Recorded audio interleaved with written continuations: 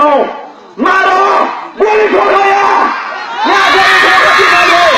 हामी चाहँदैनौँ अब हामी सक्दैनौँ अति भइसक्यो अति र हामी भन्दछ युवाहरूलाई जो मर्न तयार छ यहाँदेखि यतापट्टि साइडमा लाग्नु जो जति पनि युवाहरू छौ तिमीहरू यहाँ आएको छौ जो घरमा बस्छ ठिकै छ यहाँनिर हामी आज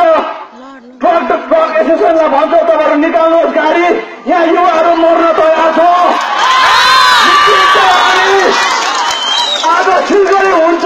कि हुँदैन हामी यहाँबाट डिसाइड गर्छौँ र हामी भन्दछौँ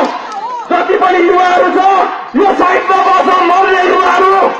हामी झर्छौँ सिलगढी गर्नुपर्छ भन्दैछु युवाहरू यता साइडमा लाग्नु जति पनि मर्नु छ यो साइडमा लाग्नु आज के हामी बस्छौँ कि तिमीहरू बर्खाको पुलिसहरू बस्छ यहाँ हामी मान्दैनौँ तिमीहरूले हाम्रो सिलगढीको र्यालीलाई दुईपट्टिबाट ठेका मारेर जुन प्रकारले गोली ठोकेको छौ हामी मान्दैनौँ भन्छु आज रात जाओस् तपाईँले हाम्रो यहाँनिर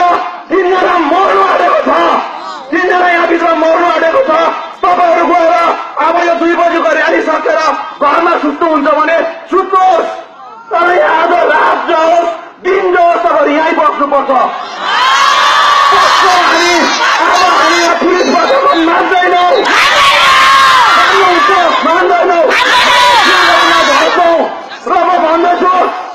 यहाँनिर युवाहरू तयार हुनुपर्छ मर्नुको लागि र हामीलाई गोली ठोक्दैछ हिजो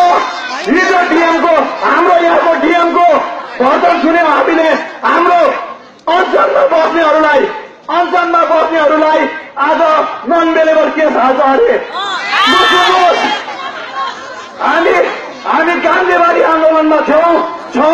र आज हाम्रो गान्धीवादी आन्दोलनलाई यसरी पुलिस प्रशासन लाएर हेर्ने काम गर्दैछ र हामी युवाहरू हामी छक्का हो हामीलाई कति छ भने